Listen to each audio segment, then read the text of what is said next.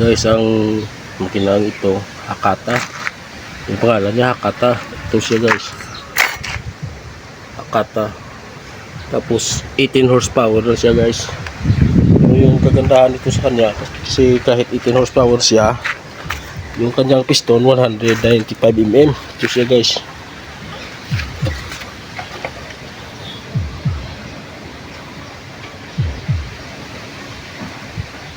Ito siya guys, 195 EP. Ibig sabihin guys, yung kanyang piston 195 mm. Malaki siya para sa kapwa niya na 18 horsepower. Tapos ang problema nito guys, hindi naman ito sira dito. Dito lumalabas na langis dito. Yan lang ang problema nito. Ito, langis. Pero kahapon, pinalitan namin ito ng filter. Ito bago nitong filter ito guys. Kahapon lang yan ng hapon ipinalit. Tapos pag dating ng kaninang umaga, meron pa rin lumalabas dito na para langis dito. Ito siya, parang may tumatagas dito na langis. So gagawin natin ito guys. Tanggalan muna natin ito ng langis. Pwede natin langis sa kanyang loob.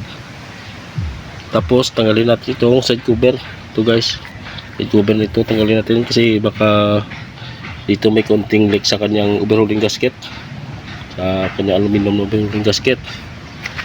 Pwede naman natin itong pa tagidirin na lang, tagidid na lang sa, o itumba na lang siya ito na sa taas para matanggal yung side cover. Pero ang problema guys, pag dapat kung ipatagilid mo, tanggalan mo muna ng langis. Tapos tanggalin ito guys, itakip, saka kunin yung kanyang push rod. Kasi pag pinatagilid mo ito at tinanggalan mo ng takip, na labas yung langis sa takip sa taas kasi nakatumba siya.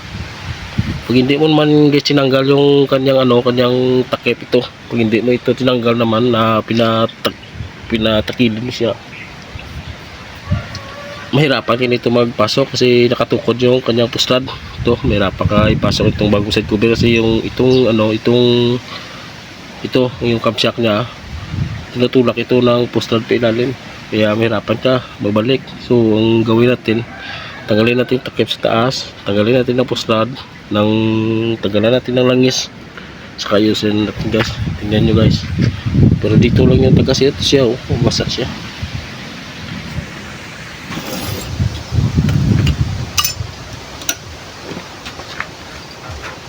Guys, ano natin gawin? Tanggalin natin yung kanyang langis.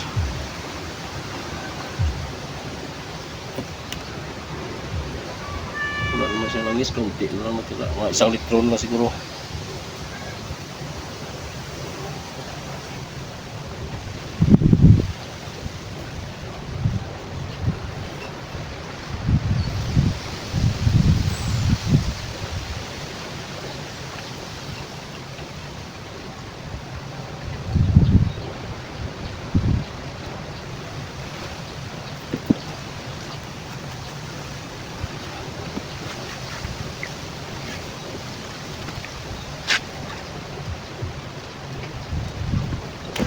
Dito lang 1 litro yung kanyang langis.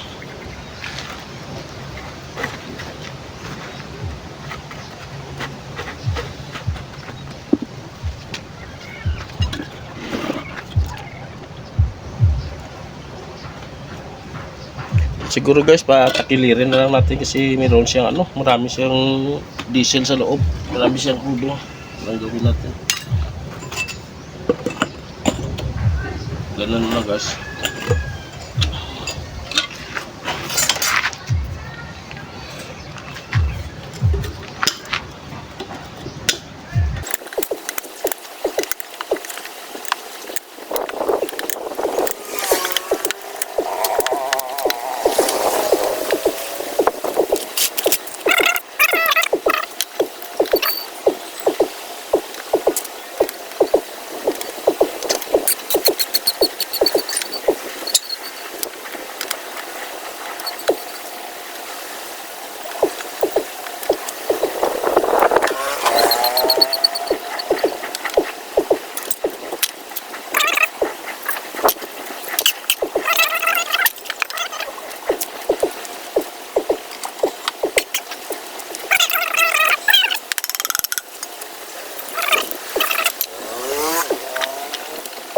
naman nakahigit dito. Parang dito kasi siya lumalabas lumalabas yung langis na guys dito. Dito siya lumalabas.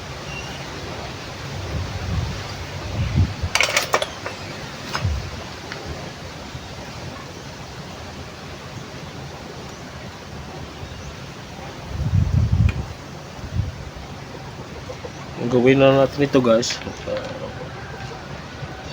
kukuha natin ito, isa natin saka ibalik bago ibalik yung kanyang overhauling gasket.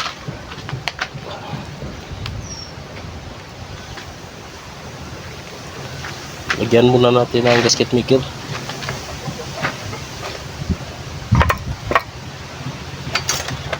Ito guys, lagyan natin saka ibalik ito.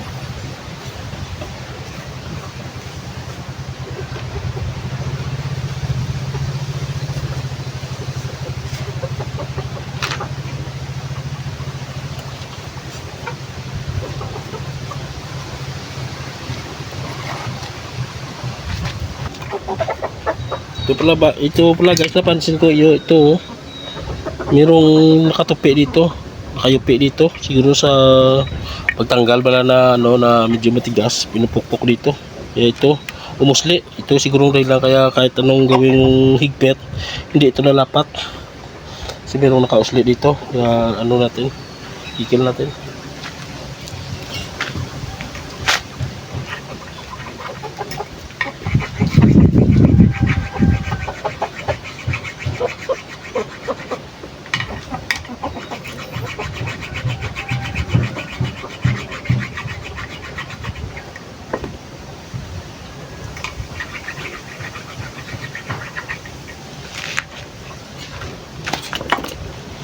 Yun na guys, ito na siya, plain na siya, flat na siya, wala lang nakausli. Linisin na lang natin itong kanyang overhauling gasket sa balik. Subukan ko lang ibalik yung kanyang side cover na mayroong nakatukod na puslad sa kanyang camshaft guys, baka kaya lang natin ipasok ito.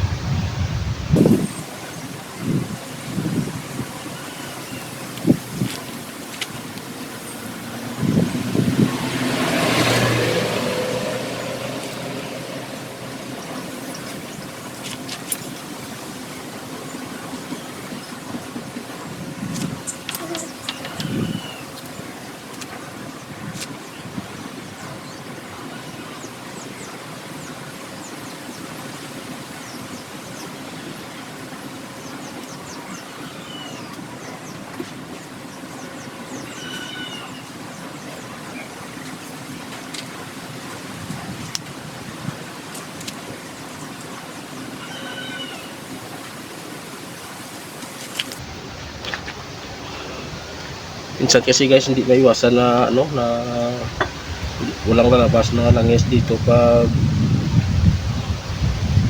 balik mo. Right, may gasket kasi yung overhauling gasket na na binabalik natin, minsan lapat na, hindi na bago, kaya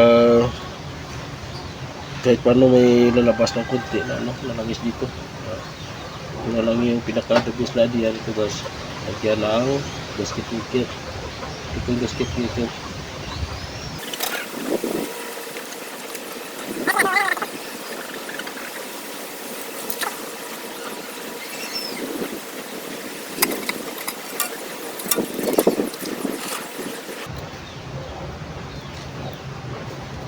Lagyan naman natin muli ng gasket maker ito guys, bago natin isalpak yung side cover nya para siguradong walang lalabas na langis dito.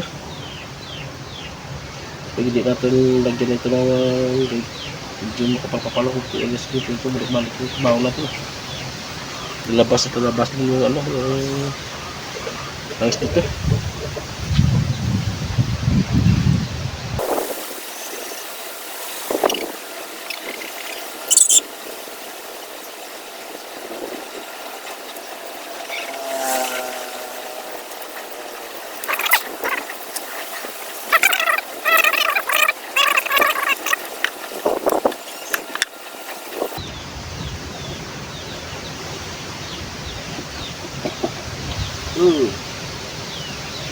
tayo magawa dito guys. Tanggalin natin dito.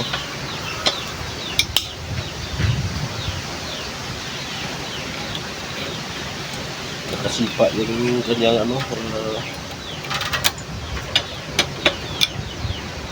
sinisipa ng puslab.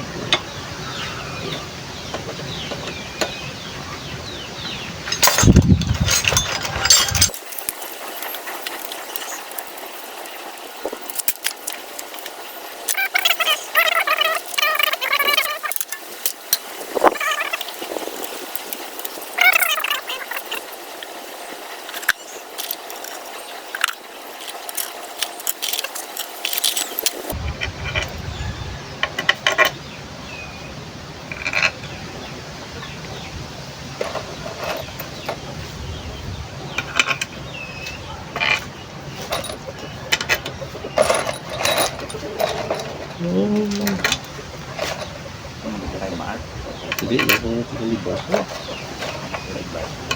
Hindi kayo, kung na yun, bago man ang mahit mo na yung binili gasket. Wala kong magiging ko na. Ako yung gasket. Ito, tubod. Tubod yun, yung bumali. Yung bako na tubod, napas ko lang ang dili.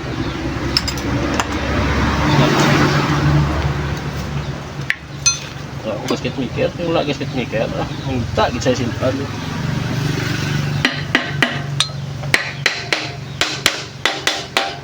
May gasket maker, wala niya tubot. May dikit. May iba niya, hindi ko recommend yung gasket maker. Pila na ko kabis na disgas siya sa muno, ako bintang gasket maker, mayo ang gasket mo. Para isa.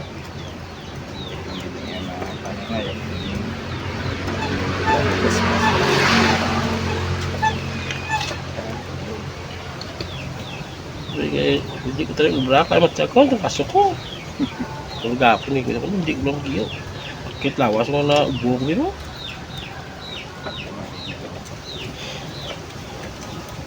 Ay mo buko ko ito, katulad ito na lang.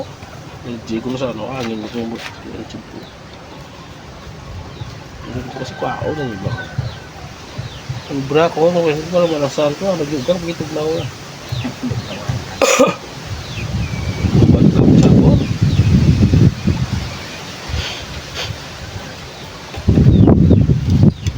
Takot talaga mo, takot ko listo yung kapo na siya. Wala naman kanilog. Hindi naman kanilog takot siya listo. Parang ito, lakay. Ito na. Dito, tapi ya. Okay, sama ko.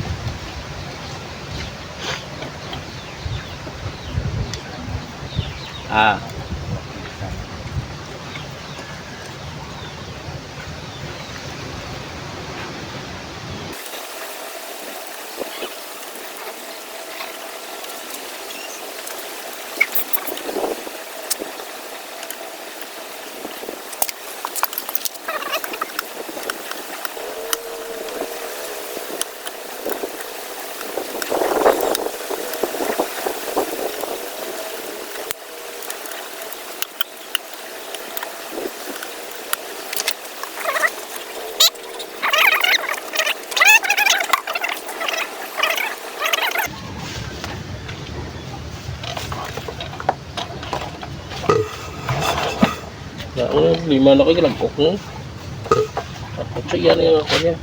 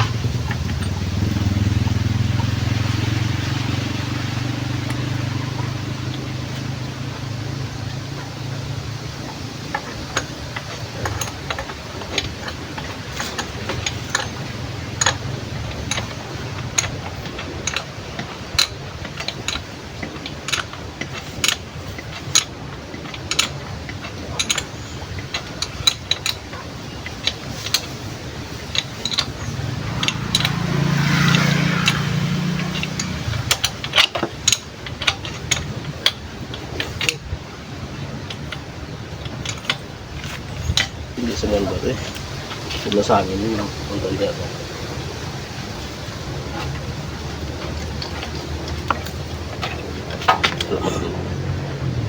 pa. Kaya